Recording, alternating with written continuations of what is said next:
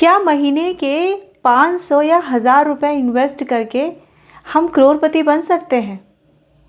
Internet पर आपने ऐसे बहुत सारे क्लेम्स देखे होंगे, पर सच क्या है? क्या सिप एक मैजिक है या फिर ये कोई मार्केटिंग ट्रिक?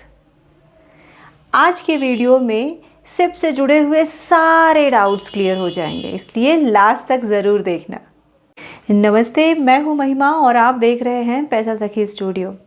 इस चैनल पर हम पर्सनल फिनांस और स्टॉक मार्केट को बहुत ही सिंपल लैंग्वेज में समझाते हैं। अगर आप एक बिगनर हैं, स्पेशली अगर आप फीमेल हैं और आप इन्वेस्टिंग की जर्नी स्टार्ट करना चाहती हैं, तो ये चैनल बिल्कुल आपके लिए है। ओके, तो इस चैनल को लाइक, शेयर और सब्सक्राइब ज़रूर कर लीजिएगा। चलिए शुरुआत करते हैं।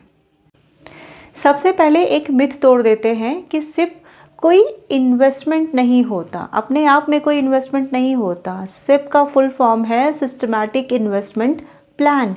ये इन्वेस्टमेंट का एक तरीका है। जैसे कि आप हर महीने इलेक्ट्रिसिटी बिल भरती हैं, एक फ़िक्स अमाउंट जो आपका बिल आता है उसे आप पे कर देती हैं, वैसे ही एक फ़िक्स्ड अमाउंट इन्वेस्टमेंट के तौर पे हर महीने, क्वार्टरली, डेली, जो भी आप चूज़ करें उस हिसाब से आपके अकाउंट से डिडक्ट हो जाता है। इसे कहते हैं SIP, systematic investment plan. Okay, mutual fund, ज़्यादातर सिर्फ म्यूचुअल फंड में है। पॉपुलैरिटी तो म्यूचुअल फंड की है सिप की, लेकिन आजकल स्टॉक्स में भी सिप स्टार्ट हो चुके हैं। वीडियो के एंड तक ज़रूर बने रहना, क्योंकि मैं लाइव आपको दिखाने वाली हूँ कि स्टॉक्स में आप सिप कैसे कर सकते हैं। ओके, मान लीजिए मिस टिकाटुक हर महीने 2000 रुपये इन्वेस्ट करना चाहती है। ओके, इससे वो क्या होगा? अगर मार्केट ऊपर होगी या मार्केट नीचे होगी, आपको फिक्स्ड अमाउंट 2000 रुपीज़ ही इन्वेस्ट करने हैं। तो अगर जब मार्केट ऊपर होती है तो उतने ही 2000 रुपये में आपको जो क्वांटिटी मिलेगी वो कम मिलेगी, लेकिन अगर मार्केट नीचे होती है तो उसी 2000 रुपये में आपको क्वांटिटी ज़्यादा मिलेगी। इसे कहते हैं रुपी कॉस्ट एवरेजिंग। ये सिप स्टार्ट करने से आपको जो मार्केट टाइमिंग की टेंशन है ना, वो नहीं होती। अब आता है सबसे पावरफुल कॉन्सेप्ट, कंपाउंडिंग। इसे लोग दुनिया का 8th वंडर भी कहते हैं। इसमें सिर्फ आपका पैसा रिटर्न ही नहीं कमाता, रिटर्न भी रिटर्न कमाता है। मान लीजिए मिस टिकाटुक हर महीने 5000 रुपये इन्वेस्ट करने के लिए तैयार हो जाती हैं। ओके, अगर उन्हें on an average 12% rate of return मिलती है, उस हिसाब से अगर वो अपना सिप 5000 के सिप 20 साल तक कंटिन्यू करते हैं, तो 20 साल बाद उनका जो इन्वेस्टमेंट है उसकी वो इन्वेस्टमेंट होगा 12 लाख और उसकी वैल्यू होगी 50 लाख के आसपास। और अगर यही 30 साल तक कंटिन्यू करती हैं तो उनका इन्वेस्टमेंट होगा 18 लाख और उनकी इन्वेस्टमेंट की वैल्यू होगी 1 करोड़ से भी ऊपर। ध्यान रहे, ये सिर्फ और सिर्फ इलस्ट्रेशन है। एक्चुअल रिटर्न मार्केट की परफॉर्मेंस पर डिपेंड करता है। इसीलिए कहते हैं कि timing in the market is more important than timing the market. अब मिस टिकाटुक को स्टॉक्स में सिप स्टार्ट करना होगा तो कैसे करेंगी वो? देखिए, ये SBI फंड है, यहाँ पर इसकी लिस्टिंग आज ही हुई है। इसमें हम देख लेते हैं कि स्टॉक सिप का ऑप्शन अवेलेबल है कि नहीं। आप देख रहे होंगे यहाँ पर स्टॉक सिप का ऑप्शन मिल जाता है और स्टॉक सिप में क्लिक करेंगे तो वहाँ पर अंदर आपको मिलेगा क्वार्टरली, मंथली या फिर डेली। ये ऑप्शंस हर स्टॉक्स में नज़र नहीं आएगा आपको, लेकिन कुछ स्टॉक्स हैं जो डेली का भी ऑप्शन देती हैं, कुछ मंथली का देती हैं, कुछ क्वार्टरली का भी देती हैं। आप अंदर इसमें क्लिक करेंगे तो आपको डेट भी मिल जाएगी कि किस स्पेसिफिक डेट में आपकी सिप का फिक्स अमाउंट डिडक्ट होगा। तो इस हिसाब से आप ऑप्शन चूज़ कर सकती हैं। क्वांटिटी, इन केस अगर आप फिक्स्ड अमाउंट डालती हैं तो फिक्स्ड अमाउंट के हिसाब से क्वांटिटी कम या ज़्यादा हो सकती है। तो डिपेंड करता है कि मार्केट ऊपर है या नीचे है, जो थोड़ी देर पहले हमने डिस्कस किया। सिप का सबसे बड़ा फ़ायदा ये होता है कि छोटी अमाउंट से स्टार्ट कर सकते हैं। ये नहीं है कि आपको फिक्स, जैसे FD वगैरह करते हैं तो लम सम में हम डिपॉजिट करें, नहीं तो फिर हमारा FD नहीं होगा, ऐसा नहीं है।